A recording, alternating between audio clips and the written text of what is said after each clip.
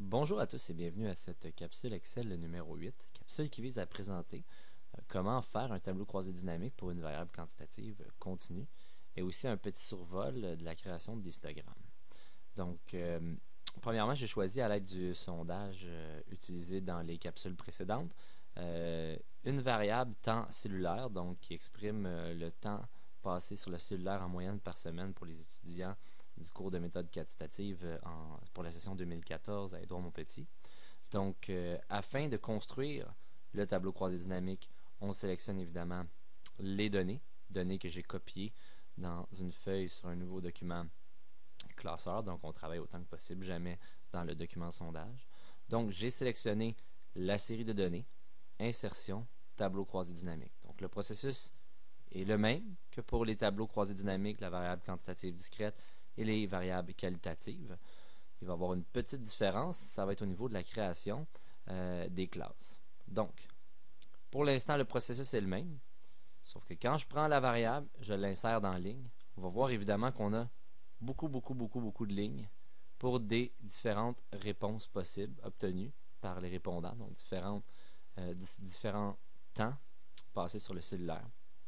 Donc, beaucoup plus de choix que pour une variable quantitative discrète et qualitative. Donc, on va vouloir regrouper ça en classe. Ensuite, on l'envoie une fois dans valeur pour le nombre d'étudiants, pourcentage d'étudiants et pourcentage cumulé d'étudiants. Donc, le processus est le même que pour la variable quantitative discrète.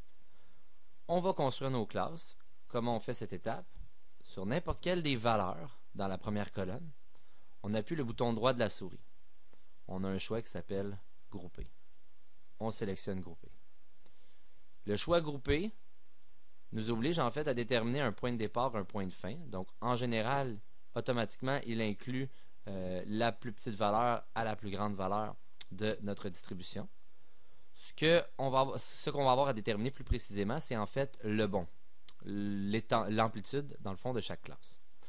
On va choisir pour avoir, par exemple, 5 classes, en vue qu'on va de 0 à 999, donc approximativement 1000 données. On va choisir des bons de 200 pour obtenir 5 classes. Évidemment, ça va être à vous de déterminer le bon à choisir, en fait, l'amplitude de chaque classe, afin d'avoir le nombre de classes désirées. Donc, une amplitude de 200 par classe.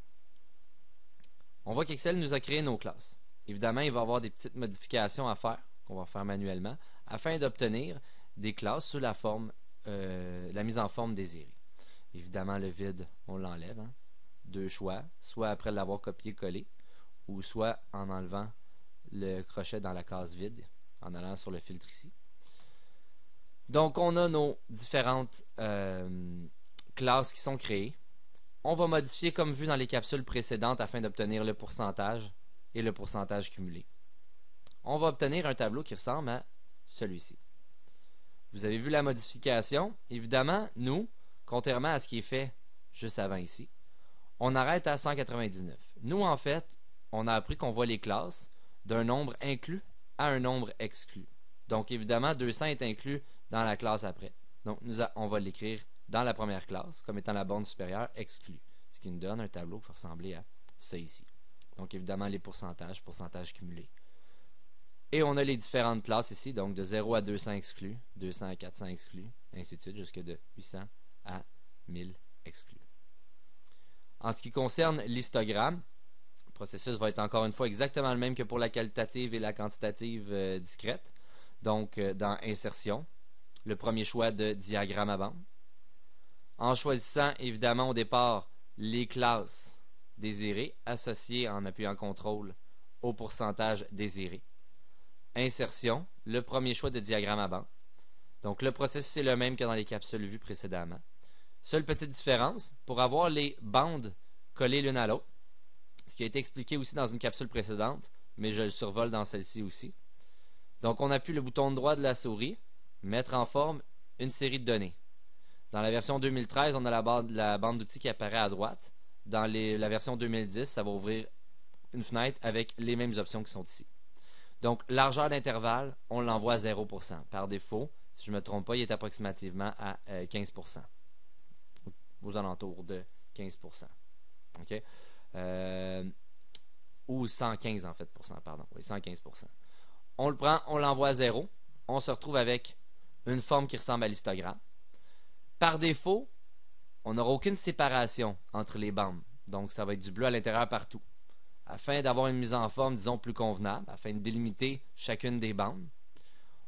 Encore une fois, dans mettre en forme une série de données, on va choisir pour 2013 le petit onglet peinture ici. En fait, c'est remplissage des lignes pour la version 2010.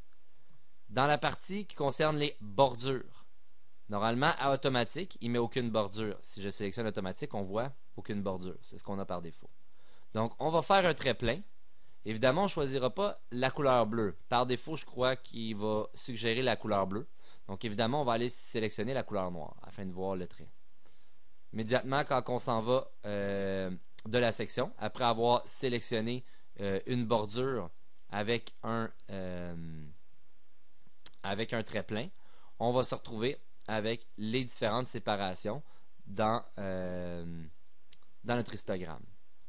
Donc, bordure, je vais refaire la procédure parce qu'il a l'air d'être enlevé. Donc, trait plein, on met la couleur noire. Avec ça, tout devrait être beau. Évidemment, on voit l'ajout des différentes bordures.